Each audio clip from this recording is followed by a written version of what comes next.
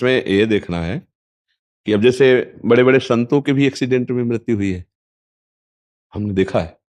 पूज्य बक्सर के एक मामा जी नाम के बहुत बड़े संत थे। तो वो जा रहे थे कथा करने, बरसाने पहले दर्शन किए श्री जी के। सामने से एक ट्रक ने ऐसे तो बस राधा पधार गए।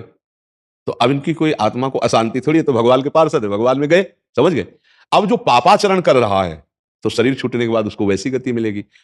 खास बात मृत्यु कैसे हुई इससे मतलब नहीं है, खास बात है उसने जीवन कैसा व्यतीत किया इससे है। जैसे पूज्यपाद सिउड़िया बाबा जी महाराज इतने बड़े सिद्ध संत, और अंतिम दशा होती है कि गड़ासा से नहीं, वो एक पागल आदमी, विक्षित आदमी, कई गड़ासे ऐसे और उससे, तो अब क्या अधोगति होगी क्या?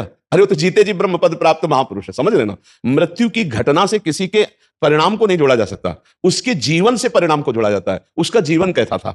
मानो जैसे परीक्षित जी का सर्प काटने से मृत्यु हुई, तो उनकी दुर्गति थोड़ी हुई, तो सीधे परम पद में गए। क्यों? जीवन भगवान में था, भजन में जीवन था। अब जैसे कोई बहुत पापात्मा है, पाप कर्म कर रहा है, तो देखा गया कोई कष्ट नहीं, बहुत आराम से मृत्यु हो गई, बहुत आराम से मृत्यु। हमने देखा है कि कोई बीमार नहीं रहे, ऐसे दिल फेल हुआ 2 मिनट में चले गए। एक आदमी पाप करता है, जुकाम नहीं होता है, खूब चौड़ी छाती करके खूब घूम रहा है। एक आदमी बड़े धर्म से भजन कर रहा है और जीवन उसका बड़ा दुख में देखा गया।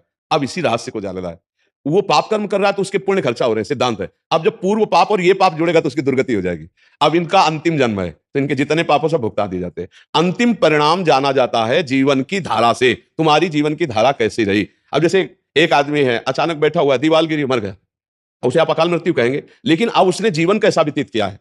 अगर जीवन भजन में व्यतीत किया तो भगवान को प्राप्त होगा, और जीवन गंदा व्यतीत किया है तो उसके गंदे आचरणों के कारण उसका जीवन का परिणाम। केवल मृत्यु की घटना से कोई उन्नति या उन्नति का विषय नहीं होता, उसके पूरे जीवन से तारतम्य जोड़ा जाता है। मृत्यु की घटना तो पहले से निश्चित हो चुकी होती है।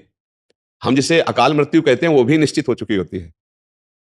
भाई जैसे हमारे पाप बहुत बढ़ गए, तो भरी जवानी में हमारी मृत्यु होनी है, एक्सीडेंट से होनी है, कैसे होनी है,